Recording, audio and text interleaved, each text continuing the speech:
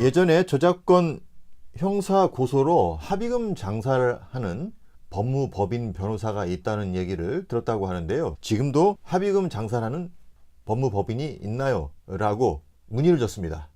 네, 안타깝게도 아직도 이런 법무법인이 있습니다. 자, 그런데 우리가 여기서 절대로 오해하면 안 되는 것이 하나 있습니다. 이 일부 변호사들이 합의금 장사를 하고 있다 해도 문제는 이들이 정당한 절차에 의해서 한다는 겁니다.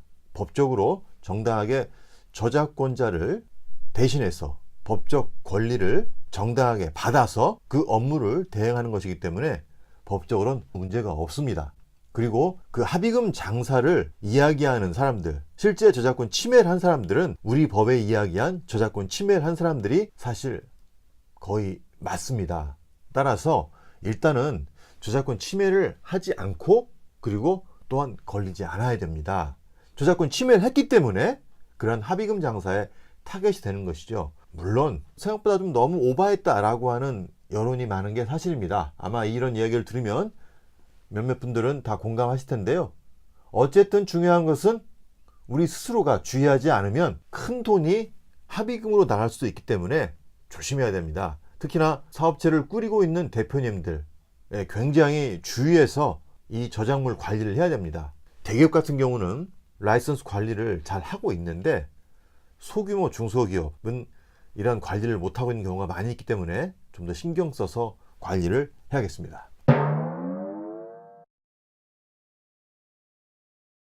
자, 저작권 형사 고소를 한다고 하면 합의도 하지 않고 그냥 막 배째라고 하는 사람이 있단 말이에요. 자, 이렇게 배째라고 하는 사람에게 뭔가 좀 불이익을 주고 싶은데, 자, 이럴 경우 어떻게 해야 될까요?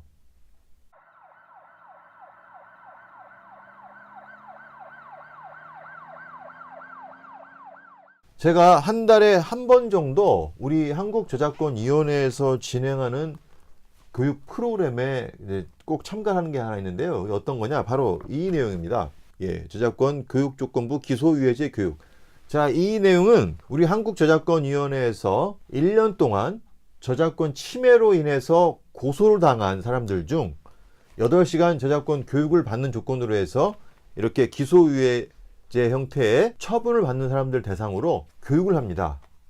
서울을 비롯해서 지방 대도시, 광역시, 교통이 편리한 큰 도시에서 하는데, 이분들은 주로 그러면 어떤 사람들이냐? 저작권 침해를 거의 대부분 처음 하거나 작은 저작권 침해를 했을 경우 8시간 교육을 받고 있습니다. 따라서 그 전보다 벌금을 내거나 아니면 실형을 살거나 이런 일이 드물기 때문에 저작권 침해를 한 사람들이 오히려 이걸 알고 내가 8시간 교육 받으면 끝나는 거지 라고 하면서 오히려 큰 소리 치는 사람들이 있다고 하는데요. 이것은 사실 바른 자세는 아니라고 생각합니다. 저작권 침해는 어쨌든 형사적인 문제입니다. 즉 경찰서에서 범죄를 다루는 그러한 분야이기 때문에 벌금을 낼 경우에는 당연히 전과로 기록이 남고요. 취업을 준비하는 사람들에게는 이 부분이 상당히 큰 약점이 될 수도 있습니다. 이 교육조건부 이 기소유예제 교육은 대부분 초범이고 아주 미세한 저작권 침해를 했을 경우에만 해당이 되기 때문에 모두가 다 이런 교육을 받는 것은 아닙니다. 이것은 형사적인 문제에 대한 처분이고요. 그 다음에 손해배상에 대한 부분은 민사소송의 또 다른 절차가 있기 때문에 그 절차를 밟아서 같이 진행을 하면 됩니다. 최근에는 이런 민사소송이 늘어나고 있습니다. 제가 앞에서 이야기한 내용을 다시 한번 정리해 보도록 하겠습니다. 여러분이 여러분의 사진에 저작권 침해를 당했다 라고 할 경우 먼저 고려해야 될 2가지 내용은 이렇습니다. 내가 찍은 사진이 정말로 창작성이 있는 저작물로서 그 법적 권리가 인정이 되는지, 또한 상대방이 내 사진을 갖다 썼다 할지라도 상대방이 우리 저작재산권 예외사항에 해당하는 35조의 3 공정이용, 유튜브에서 이야기하는 미국법 107조에 의한 공정사용이 인정이 되는지 안 되는지를 판단해서 상대방에 대한 저작권 침해를 주장할 수가 있는 것입니다. 검토를 했는데 저작권 침해가 맞다라고 생각하면 상대방을 형사 고소할 수가 있습니다. 이때 형사 고소하는 과정에서 미리 상대방에게 어떤 내용 증명 형태나 아니면 이메일로 해서 경고장을 보낼 수도 있지만 상대방에 대한 정보가 없을 경우에는 그대로 형사 고소장을 접수하면 됩니다. 형사 고소장은 자신의 주거지나 사업장 관할 경찰서로 하면 됩니다. 나중에 그 경찰서에 출석해서 고소인 조서를 작성해야 될 겁니다. 그때 상세하게 본인이 이 사진 저작물에 대한 저작권자라고 하는 증명 자료를 가지고 가야겠죠. 만약에 우리 한국저작권위원회에 저작권 등록을 했다고 하면 그 자료를 제출하면 되고요. 그 자료가 없을 경우에는 창작 과정에서 본인이 증명자라고 하는 사실을 이야기하면 됩니다. 고소인 조서를 쓰게 되면 경찰서에서 피고소인을 확인해서 경찰서에 불러서 하거나 아니면 그 피고소인 주소지로 고소장을 전달합니다. 그러면 그쪽 피고소인 관할 경찰서에서 다시 피고소인을 불러서 조서를 쓰게 됩니다. 이렇게 마친 다음에 그 수사관이 이 저작권 침해가 맞다. 하지만 이 사람은 초범이다.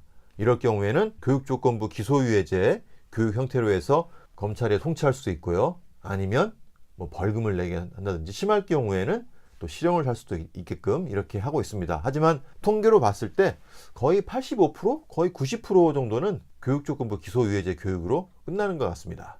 물론 나머지 10%는 벌금을 내는 분들이 있기 때문에 이 저작권 침해는 사실 누구나 조심해야 됩니다. 특히나 이렇게 유튜브에서 다른 사람의 자료, 다른 사람의 저작물들을 함부로 갖다 쓰는 과정에서 앞으로 이런 일이 많이 증가할 수 있다고 하는 그 위험성이 있습니다.